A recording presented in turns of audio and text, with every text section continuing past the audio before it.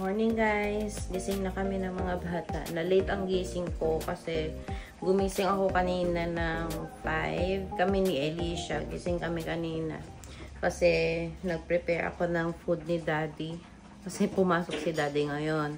Kaya mga almost 8 na ako nagising ulit. Kung hindi ako ginising ni Kuya, hindi ako magigising. So, nagluluto lang ako ng itlog. Ayan, itlog. Itlog para sa baon niya. And diretso kami ng Seafood City kasi bibili ako ng pandesal namin. Tsaka ano kasi magsisinigang sa hipon ako. Wala akong mga gulay dito. Talong lang. Bibili ako ng okra doon sa sa Seafood City. Yun lang na ang bibilhin ko naman. Tapos uwi na kami kaagad. Oh, hi guys, hindi pala ako nakapag-vlog kanina sa sa Seafood City kasi biglang tumawag sa akin yung resident manager dito na meron daw mag-i-inspect na ng apartment namin kung meron ba silang mga aayusin or mga pipinturahan para i-ready na siya sa mga new tenant if ever na meron nang ma-approve. But then, nung papunta kami ng Seafood City kanina, sabi ko, nasa labas pa ako kako. Makakabalik ako ng before 10 kasi between 10 to 12 daw sila pupunta dito sa bahay. Sabi ko, no problem kasi babalik naman ako kaagad. So, hindi na ako nakapag-vlog guys. Pagdating namin sa Seafood City, hanap agad ako ng mga gulay. Tapos, bumili agad ako ng pandesal kasi baka ma-late ako. Tapos, para nandito ako talaga kapag titignan nila. Kasi, yung iba naman dito is, yung ibang nasira dito is, nandyan na siya nung pagkadating namin dito talaga. Papakita ko sa inyo ha. Ito. Wait lang, Pio. Ito guys. May isang sira dito. Si Ethan yung nakapansin nito. Ayan. So, hindi yan kami. I don't know. We don't know kung sa previous na mga previous na tenant dito, nagbutas sila dyan. Tapos, tinapalan lang. So, yan ang sasabihin ko na hindi yan sa amin. So, the rest is pipinturahan na lang siguro nila kasi nagsusulat si Alicia dito, guys. Ayan o, pakita ko sa inyo ha, yung sulat niya. Ayan, si Madam nagsusulat, nagbabandalay siya dito. Kaya, ewan ko, pipinturahan na lang ba nila or tatanong ko sa kanila kung pipinturahan ba nila kasi kung hindi, buburahin ko na lang ng mano-mano kasi meron namang pang-erase niyan. So, yeah, hinihintay ko na lang sila ngayon na makapunta dito. Tapos, meron din akong isang showroom ngayong 10:30. Siguro isa-stop ko na mag-showroom, guys. Napapagod na ako. Ilan yung showroom ko, pero hindi sila nag-go through talaga. Tapos, kinausap ni Michelle ni Daddy si Michelle kahapon. Sabi naman niya is marami siyang waiting list doon. Gagawin daw niya yung best niya na merong mag-upa kaagad dito sa apartment namin.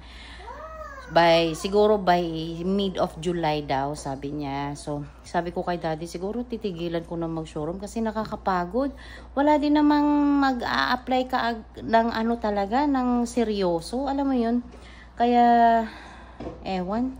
Kahit gustong-gusto ko talaga na merong mag-sublet dito guys. Pero hindi sila seryoso kausap. Kaya yung mga nagme-message sa akin sa Facebook, hindi ko na kinakausap. Hindi ko na sinising. Ito, last na ito. Last na ito ngayong araw.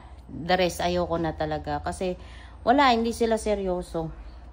Gusto ko yung seryoso na kausap talaga.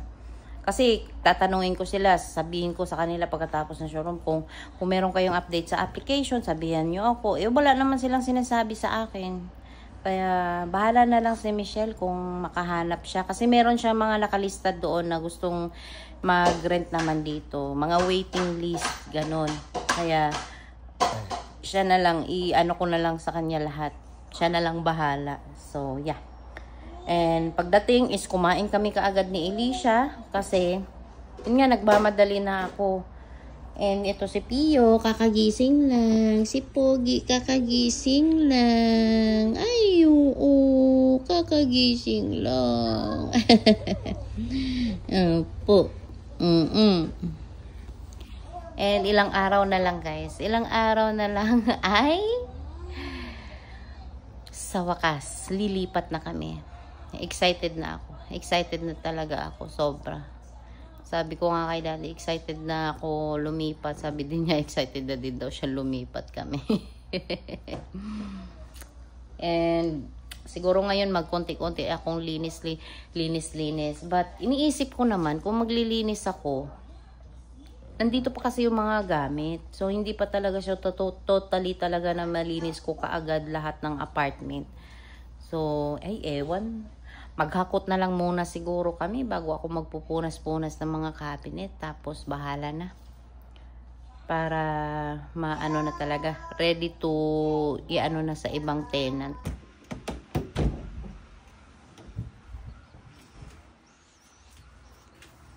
Napatulog ko na yung mga bata, guys. Tapos, pumunta na din pala kanina yung nag-inspection dito.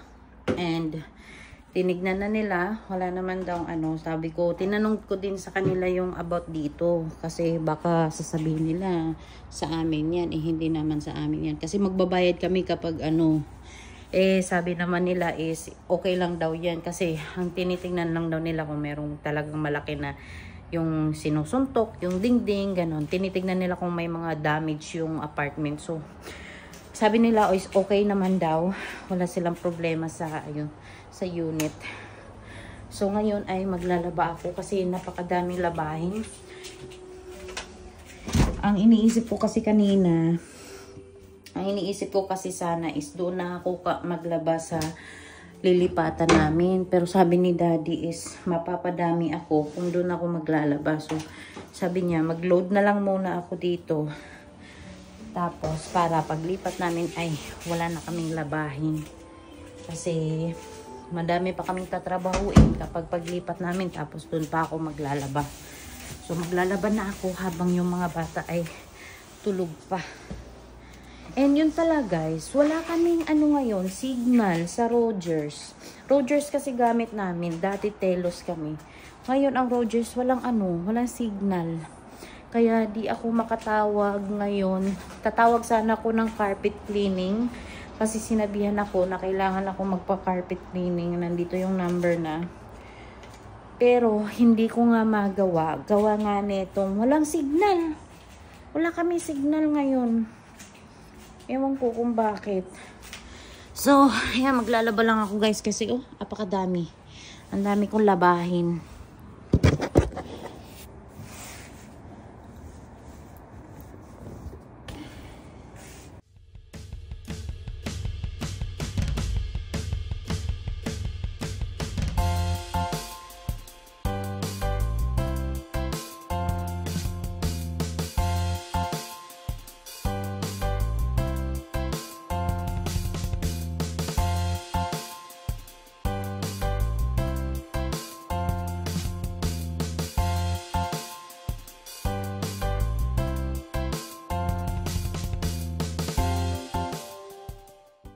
Alam nyo guys, pagdating namin dito sa Canada, hindi na talaga ako mahilig sa mga puting damit. Kasi hindi ako makakalaba ng kamay. Sa Philippines kasi dati is naglalaba ako ng kamay. And lagi akong mano-mano talaga kasi gusto ko na natatanggal yung mga mancha. Ang hirap labahan dito yung mga puti. Kasi kapag namantsahan, alam mo yun, hindi siya natatanggal talaga sa washing. Kaya hindi bihira ako. Kukuha lang ako ng sabon. Ay, asan pala yung lagawan ko? Wait lang. Lagayan.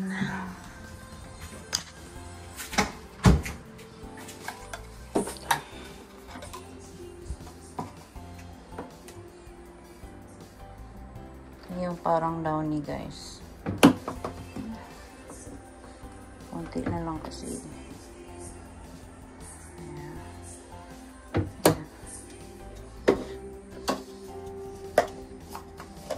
Ito yung sabon.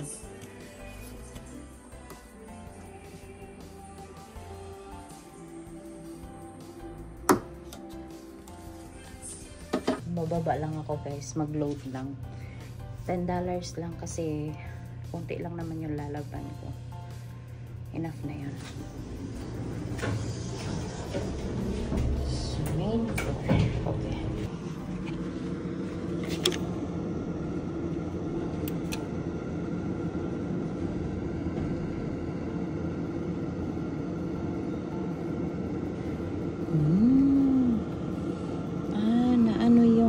ate ko. Kasi hindi siya pumasok. So, na-deposit siya ngayon. O, okay na yan. Akit na ako dun. Okay na yan. Kasi nung nag-load ako nung nakaraan, 20 sana, hindi pumasok yung 10. Ngayon, nilagay ko yung card ko. Pumasok siya. Ang galing na.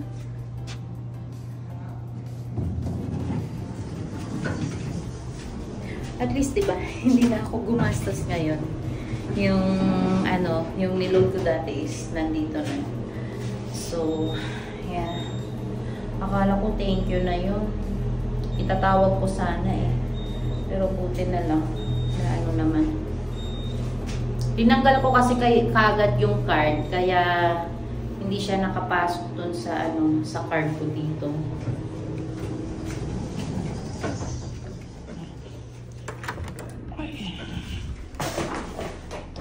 Nailagay ko na yung mga damit. And that is what? Yan. May batang gising na guys. Ay, inilabas ko kasi ang ingay niya doon.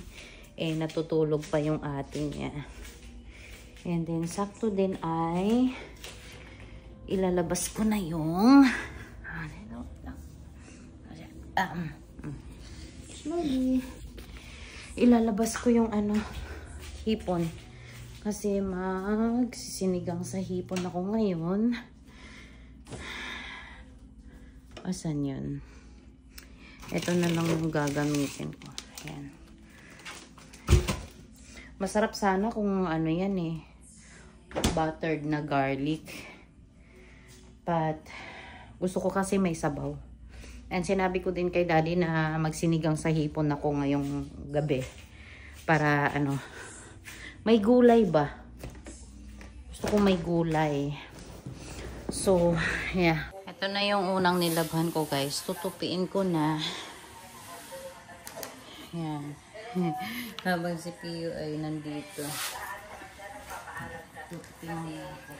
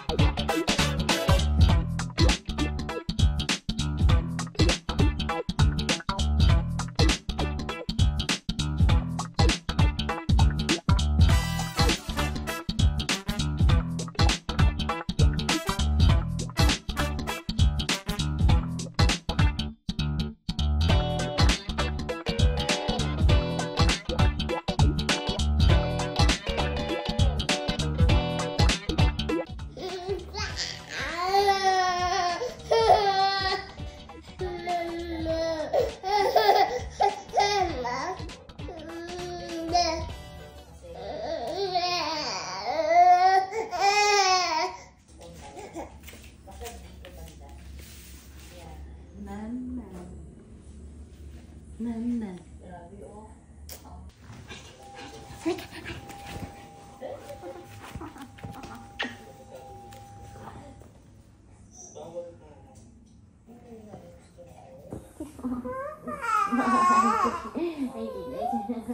Ang sarap ng gising niya. Ang sarap ng gising. Uy, ate. Uy, ate. Ate.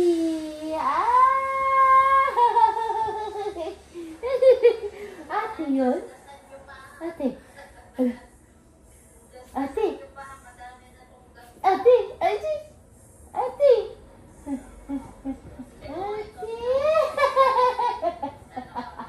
Ayaw ate? Ha? Ate talaga oh. Ipit tayo. Ipit muna. Ilan ka?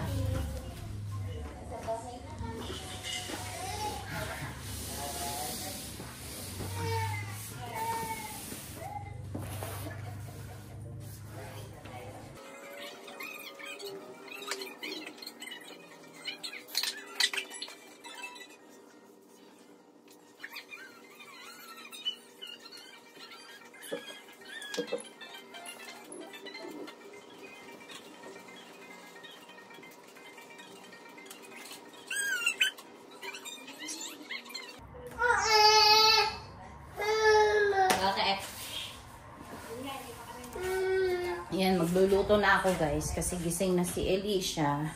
Gutom na yan.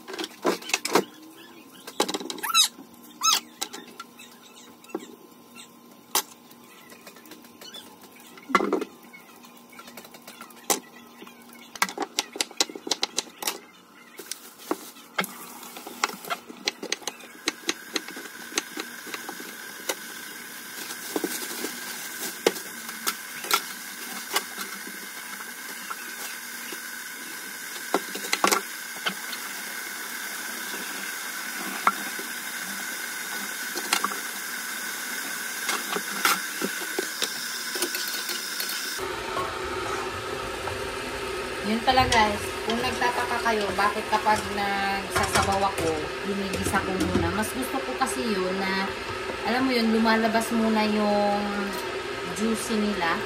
Pati sa manok, pati dito sa hipon, sa baboy, lagi kong ginaganyan. Pero, yeah, masarap siya. Masarap. Minsan nilalagyan ko pa nga ng bawang eh, kasi dagdag pabango ba. Ay, nalimutan ko pala. Nalimutan ko lagyan ng ano. Wala na akong tanglad. Hindi ko malagyan ng tanglad. Masarap sana ito lagyan ng tanglad.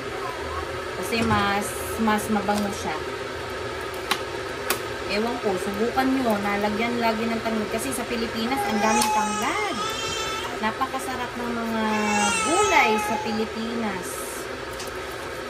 Dito talagang hinahabol namin na may maganda-ganda pa. Hi, Body! Opo. Opo.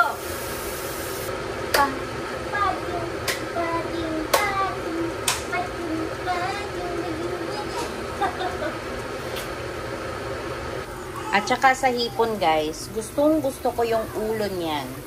Kaya kahit na hirap yung paghihimay niyan, sinasama ko talaga. Si Daddy, tinatamad siya maghimay. Kaya kapag kumakain kami, ako lagi yung naghihimay ng hipon para sa kanya. Kasi nakakatamad naman talaga siyang himayin guys. Pero masarap naman kasi talaga. Lalo na yung ulo niyan, ay apakasarap. Mahilig kasi ako sa sa seafood. Kasi nga laking dagat ako. Yeah. Ay, anong oras na pala, Elisha? Si Kuya. 2:28 pa. May oras pa. Kasi hinihintay ko pa yung isa na nilabhan ko. Dinadryer ko na. Woohoo!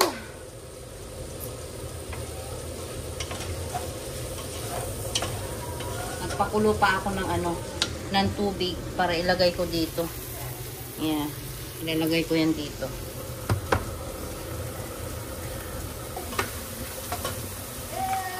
Oo.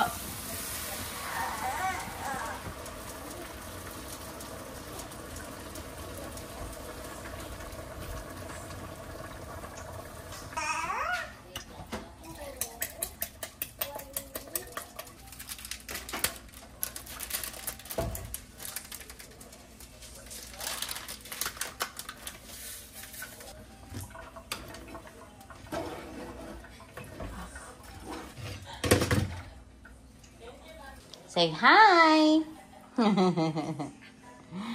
Hello! Ako, makulimlim na naman kami guys. Sana hindi uulan pag sundo ko kay kuya. Kasi yung payong ko, hindi ko na naman alam saan ko nailagay. Ayan. Ay, umambon na nga. Patay tayo dyan. Susunduin na namin si kuya mamaya. Malapit na. Kasi 2:30 na. Naalis na kami ng mga bata. Kanina pala sa Seafood City, sabi ni nanay, lagi sama kay mami, sabi ko. Opo, wala kasing magbabantay ng mga bata. Sabi, ganun talaga dito. Sabi niya, buti daw hindi nag-iiyak yung mga bata. Sabi ko, nag-iiyak naman sila, pero kapag inaantok or uncomfortable lang sila sa sa upuan nila, ganun. Pero mostly naman is behave naman sila. Si Pio lang medyo nag-a-adjust pa. Si Alicia at si Ethan is sanay na sila. Masasanay din yan si Pio kasi halos everyday naman kami umaalis kasi nga gawa ng hatid sundo namin si kuya. Masasanay at masasanay din talaga sa car seat. Pero sumpa talaga nila yung car seat guys. Ayaw talaga nila sa car seat. Ewan ko kung mga anak ko lang yung ganun. Pero ayaw nila sa car seat. Lagay ko na tong talong. Gulay, gulay. Gulay, gulay. Ganun talaga, masarap ang gulay Hoy! Ano na naman yan?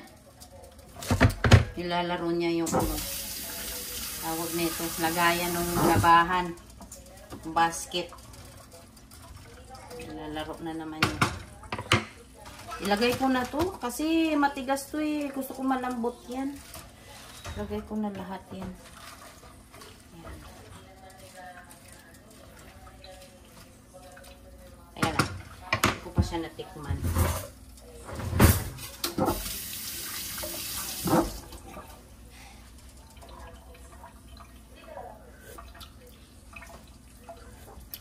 Apa?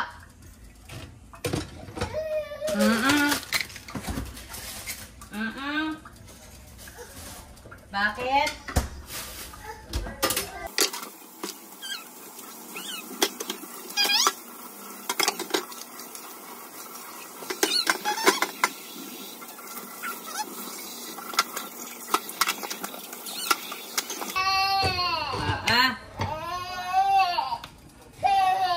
Guys, tapos na ang sabaw na mas madami ang gulay. Kukunin ko muna yung guys, yung nilaban ko kasi baka may naglaba. Bilis lang ako kasi sila lang dito sa loob. Ayan, sunduin na namin si kuya guys. Mamadaliin ako. Are you excited to see kuya? Where's kuya? No? No? No, no. No, no. Thank you.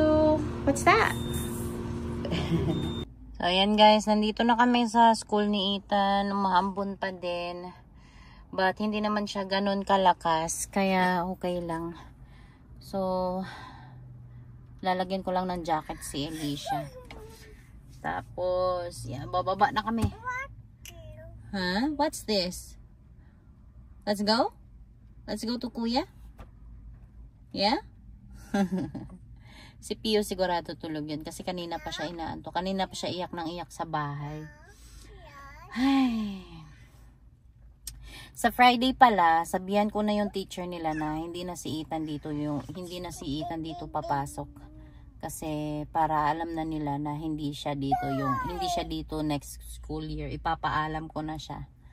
So, yeah. Let's go. Sunduin na natin si kuya. Nandito na si kuya, guys. Uwi muna kami, guys. Uwi muna kami. Bye-bye. Bakit nga gusto mo, mami, magligo sa'yo? Mag-practice ka na. Anong scared? No one will bite you in the washroom. No, baby sister, no. Ayan, nasa bahay na kami, guys. And napaliguan ko na din si kuya. Nagmadali kaming umuwi kasi nga para ano hindi pa maulan. Kasi kanina umaambon and buti is nawala naman kaagad yung ambon. And ngayon ay ayan, kumakain si Alicia. Pinakakain ko siya ulit kasi hindi niya natapos yung food niya. Bakit nandiyan ka na sa gilid, Pogi? Ano? Ha? Napaka-pogi ng anak ko. Dali na. Dali ka na. Oo, tinan mo. Gagapang na talaga ikaw. Gagapang. Ayan na. Ayan na. Malapit ka na gagapang. Hoy, bakit mo sinuot yung shoes na naman? Huwag mo apakan. Ibalik mo yung shoes ni kuya doon. Ibalik mo. Ha? Oh, dali na, bebe. Ano? Ano yan? Nagagalit ka dyan, toy mo. Ano? Opo. Ay, hindi